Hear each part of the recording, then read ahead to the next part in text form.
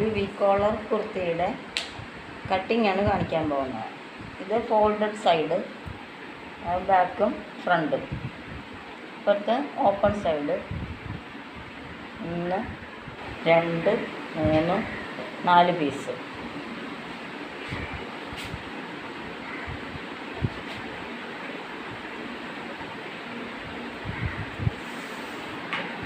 ഇത് 44 സൈസ് കുർത്തിയാണ് തയ്ക്കുന്നത്. ഇതിൻ്റെ നെക്ക് 1.5.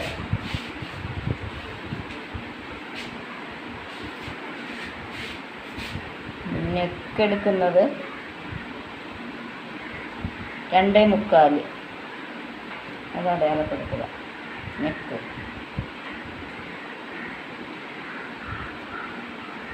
അത് വി കോളർ ആയതുകൊണ്ട് അതിൻ്റെ ഫ്രണ്ട് പാർട്ട് ഒരു 8.5 എടുക്കുന്നുണ്ട്. 8.5.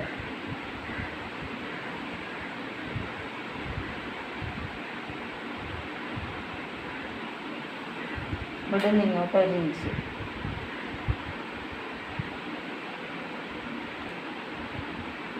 ഇതിങ്ങനെ യോജിപ്പിക്കുക.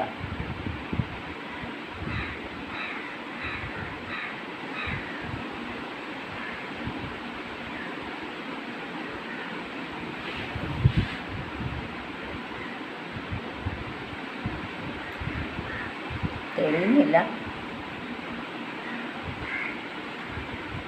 ഇവിടുന്ന് നെക്ക് 2.25, ഇങ്ങോട്ട് അവിടെ നിന്ന് ഇങ്ങോട്ട് താഴെ 8.5. അത് തമ്മിൽ യോജിപ്പിച്ച് 1 ഇഞ്ച് ഇങ്ങോട്ട് എടുത്ത് അത് തമ്മിൽ യോജിപ്പിക്കണം.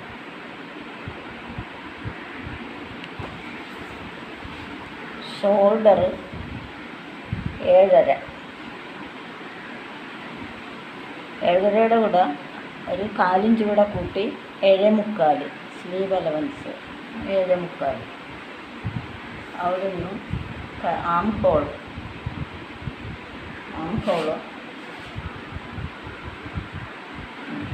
8.5.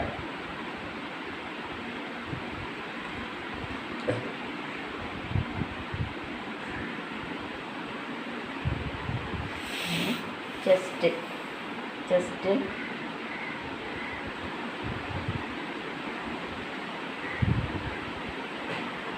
44 ആകുമ്പോൾ 11. 11ൻ്റെ കൂടെ 1.5 2 ഇഞ്ച് കൂട്ടാം. 2 ഇഞ്ച് കൂട്ടിയെടുത്തിട്ടുണ്ട്. അപ്പം 11 2 13.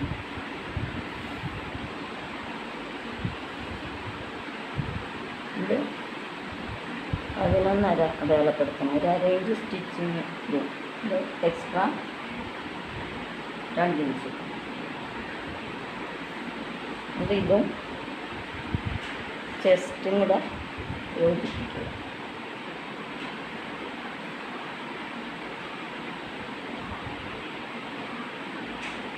മനസ്സിലായല്ലോ? ഷോൾഡർ 7.5, 4 ഇഞ്ച് കൂട്ടി 7.25. അവിടെ നിന്ന് താഴേക്ക് 8.5 എടുത്ത് അവിടെ നിന്ന് അങ്ങോട്ട് ചെസ്റ്റ് റൗണ്ട് 44 ആകുമ്പം അതിൻ്റെ 4 നിന്ന് 11, 1/2 ഇഞ്ച് കൂട്ടിയെടുക്കണം. 11.5. പിന്നെ 2 ഇഞ്ച് എക്സ്ട്രാ എടുക്കണം. ഇത് ഈ ആം ഹോളും ഷോൾഡറും തമ്മിൽ യോജിപ്പിക്കുക.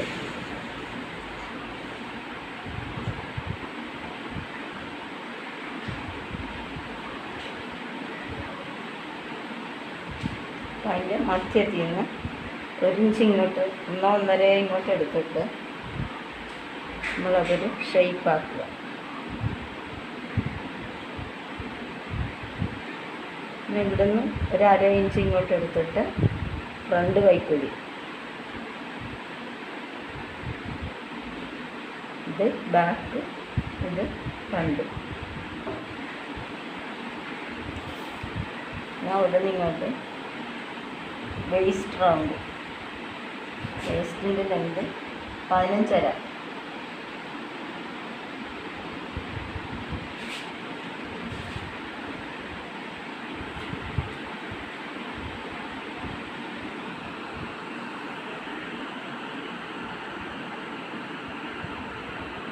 ഇറക്കുക 15 ബേസ് റൗണ്ട് എന്ന് പറയുമ്പോൾ പിന്നെ 44. ഇവിടെ നമ്മൾ 11.5 എടുത്തത്. അപ്പോൾ ഇവിടെ ഒരു 10.5 എടുക്കാൻ മതി. 10 11 എടുക്കാം. 1 ഇഞ്ച് കുറച്ചെടുക്കാൻ മതി.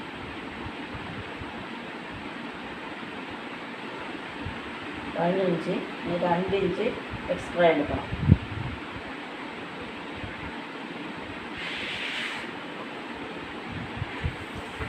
പിന്നെ ഹിപ്പ് റൗണ്ട് ഒരു 22. ഹിപ്പിൻ്റെ ലെങ്ത് 22. ഹിപ്പ് റൗണ്ട് എടുക്കുമ്പോൾ ഹിപ്പ് റൗണ്ടിൻ്റെ 4 എടുക്കണം. അപ്പോൾ അത് 12.5 12.5.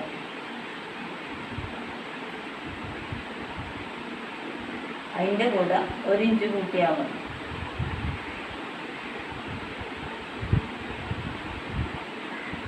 എന്നിട്ട് നമ്മളുടെ ഈ ഷോൾഡറും ഹിപ്പ് റൗണ്ട് ഇതെല്ലാം കൂടെ യോജിപ്പിക്കുക.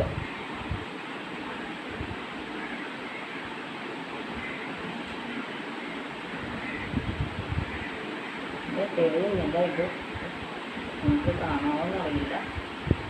അവിടെ നിന്നിട്ട് ഹിപ്പിൻ്റെ ഇതൊക്കെ യോജിപ്പിക്കുക.